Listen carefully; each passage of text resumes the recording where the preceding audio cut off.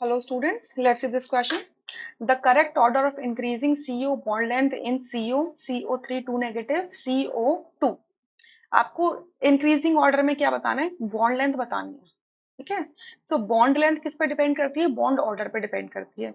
Bond order BO मतलब bond order is inversely proportional to bond length. BL मतलब bond length. ठीक है. Bond order क्या होता है कि आपके दो एटम्स के बीच में जो बॉन्ड है वो सिंगल है, डबल है, ट्रिपल है या इंटरमीडिएट है, क्या है वो बताना है आपको. ठीक है. अच्छा, सो अगर मैं CO मॉलिक्यूल को लेती हूँ तो CO मॉलिक्यूल आपका कैसा होता है? ऐसा देखो, कार्बन की वैलेंस शेल में कितने हैं? 4 इलेक्ट्रॉन है. तो दो इधर दिखा दो, दो इधर दिखा दो. और ऑक्सीजन की वैलेंस शेल में कितने हैं? 6 इलेक्ट्रॉन है. 1 2 3 4 5 6. ठीक है. सो ये क्या करेंगे? पहले दो इलेक्ट्रॉन्स म्यूचुअली शेयर करेंगे. सो क्या हो जाएगा? कार्बन का ऑक्सीजन का ऑक्टेट कंप्लीट हो गया दो इलेक्ट्रॉन शेयर करके, बट कार्बन का अभी 6 ही इलेक्ट्रॉन हुआ है, उससे कार्बन का ऑक्टेट कंप्लीट नहीं हुआ है. और ऑक्सीजन के पास में क्या है? दो लोन पेयर प्रेजेंट है. तो ऑक्सीजन क्या कर देता है? अपना एक लोन पेयर कार्बन को डोनेट कर देता है. ठीक है. तो ये क्या बन जाता है? कार्बन ऑक्सीजन का ट्रिपल बॉन्ड बन जाता है. या तो आप यहाँ पे क्या देख सकते हो कि अगर इसको आपको बॉन्ड ऑर्डर निकालना है तो बॉन्ड ऑर्डर क्या हो जाएगा? बॉन्ड ऑर्डर का यहाँ पे फॉर्मूला क्या होता है? आपके total total resonating total resonating bonds, total resonating bond divided by total resonating structure. ठीक है. मतलब जब भी रेजोनेंस हो रहा है, रेजोनेंस होगा. रेजोनेंस क्या होता है? इलेक्ट्रॉन क्लाउड का मूवमेंट. ठीक है. एटम्स वही रहते हैं, बस इलेक्ट्रॉन क्लाउड का मूवमेंट होता है. क्लियर. सो जब रेजोनेटिंग स्ट्रक्चर्स बन रहे हैं तो उन रेजोनेटिंग स्ट्रक्चर्स के अंदर कितने बॉन्ड्स इन्वॉल्व हो रहे हैं? Clear. Total number of bonds हमें पता लगाने होते हैं. सो ये आप क्या देख रहे हो? कितने बॉन्ड्स है इसके अंदर? 1 2 3. और अकेला सिर्फ यही स्ट्रक्चर बन सकता है, इसके अलावा तो और कुछ बन नहीं सकता, क्योंकि दो ही तो एटम है, और क्या है? तो डिवाइडेड बाई 2. Sorry 1, not 2, 1. 1. सो ये कितना आ जाएगा इसका बॉन्ड ऑर्डर? 3.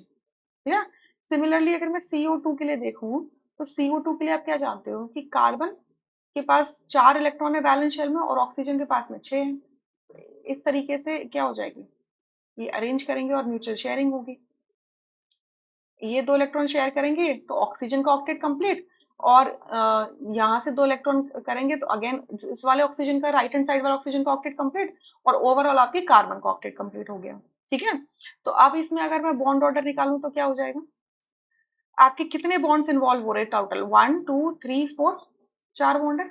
और और आपके कितने रेजोनेटिंग स्ट्रक्चर्स बन सकते हैं इसके? या तो आप इसको ऐसे लिख दो. ठीक है. या तो आप इसको ऐसे लिख दो, या फिर इसका दूसरा तरीका क्या है? आप इसका आप इसका इसका जो दूसरा तरीका है लिखने का, वो आप इसको कैसे लिख सकते हो? Carbon double bond oxygen, double bond oxygen. मतलब इसको पलट के लिख दो. इसको ऑक्सीजन नंबर 1 बोल दिया, इसको ऑक्सीजन नंबर 2 बोल दिया. मतलब ऐसे कर लेते हैं. चलो ऐसे कर लेते हैं. एक मिनट, एक मिनट. इसको हम लिख लेते हैं ऐसे, कैनोनिकल फॉर्म में लिख लेते हैं इसको. CO negative, O double bond हो, और ऐसे लिख लेते हैं. ठीक है. तो इस तरीके से भी लिख सकते हैं. दो इसकी कैनोनिकल फॉर्म्स आ गए. ठीक है. सो यहाँ पर आपकी क्या है? डिवाइडेड बाई 2 कर दोगे तो इसका बॉन्ड ऑर्डर आ जाएगा 2. क्लियर. ऐसे भी निकाल सकते हो. अगर आपको इसकी कैनोनिकल फॉर्म्स में प्रॉब्लम आ रही है, नहीं लिखना है, तो सिंपली आप इसको डायरेक्टली देख के भी पता चल रहा है कि कोई भी रेजोनेंस नहीं हो रहा है, चार्जेस आपके इन्वॉल्व नहीं हो रहे हैं. तो इतना कॉम्प्लिकेट करने की जरूरत नहीं है. आप डायरेक्टली इसके बॉन्ड ऑर्डर 2 लिख सकते हो, क्योंकि आपको क्या दिख रहा है कि ईच एटम, जो ईच पेयर ऑफ एटम के बीच में कितने बॉन्ड्स बन रहे हैं? 2 बॉन्ड बन रहे हैं. तो डायरेक्टली बॉन्ड ऑर्डर भी लिख सकते हो. क्लियर. अच्छा, अब CO3 की बारी आती है. CO3 2 negative, CO3 2 negative. CO3 2 negative का अगर मैं टोटल इलेक्ट्रॉन पेयर निकालूं तो टोटल इलेक्ट्रॉन पेयर कितने हो जाएंगे? फॉर्मूला के according V plus M plus A minus C divided by 2. तो ये कितना हो जाएगा आपका? कार्बन की वैलेंस शेल में होते हैं 4 इलेक्ट्रॉन. आपके पास मोनोवैलेंट एटम है नहीं है. एनायनिक चार्ज आपके 2 है और कैटायनिक चार्ज आपके पास नहीं है. ठीक है. डिवाइडेड बाई 2 कर देंगे, माइनस 0. क्लियर. तो ये हो जाएगा आपके पास 4 प्लस 2 6, 6 डिवाइडेड बाई 2 3. यानी कि टोटल इलेक्ट्रॉन पेयर कार्बन की वैलेंस शेल में 3 है. तो हाइब्रिडाइजेशन क्या हो जाएगी? sp2. sp2 हाइब्रिडाइजेशन और ट्राइंगल प्लेनर स्ट्रक्चर बनेगा। तो अब इसका स्ट्रक्चर बनाओगे तो कुछ ऐसा बनेगा।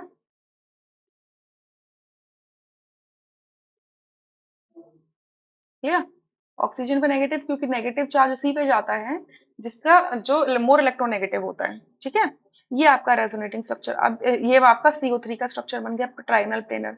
अब देखो इलेक्ट्रॉन क्लाउड की मूवमेंट हो सकती है इस तरीके से, इस तरीके से हो सकती है। अगेन क्या होगा, अ, ये वाला मूव करेगा।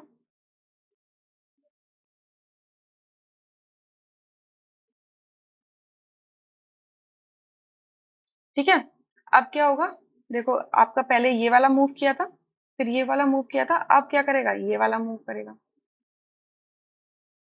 ठीक है, तो अल्टीमेटली आपको क्या मिल रहा है, ये वाला स्ट्रक्चर वापस मिल जा रहा है। क्लियर।